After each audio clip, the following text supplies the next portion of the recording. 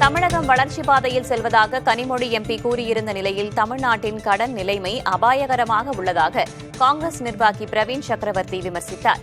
அதிமுக ஆட்சியில் பொருளாதாரம் மிகவும் பின்தங்கியிருந்ததாகவும் திமுக அரசுதான் அதனை சீர்திருத்தி தமிழ்நாட்டை முன்னணிக்கு கொண்டு வந்ததாகவும் கனிமொழி கூறியிருந்தார். ஆனால் 2010 தமிழகத்தை விட உத்தரப்பிரதேசம் 2 மடங்கு கடன் சுமையை கொண்டிருந்த நிலையில் தற்போது தமிழகத்தின் கடன் அதனை விட அதிகரித்துள்ளதாக காங்கிரஸ் நிர்வாகி பிரவீன் சக்கரவர்த்தி குறிப்பிட்டுள்ளார்.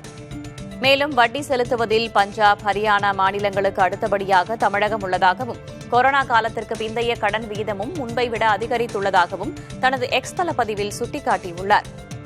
ஏற்கனவே திமுக காங்கிரஸ் கூட்டணி தொடருமா என்பது விவாதத்திற்கு உள்ளாகியுள்ள நிலையில் கனிமொழியின் கருத்துக்கு பிரவீன் சக்கரவர்த்தி எதிர்வினையாற்றியுள்ளார். சமீபத்தில் தாவேக தலைவர் விஜயை பிரவீன் சக்கரவர்த்தி சந்தித்திருந்த நிலையில் திமுகவுடன் தான் தங்களது கூட்டணி தொடரும் என்று காங்கிரசின் மூத்த தலைவர்கள் கூறி வந்தனர்.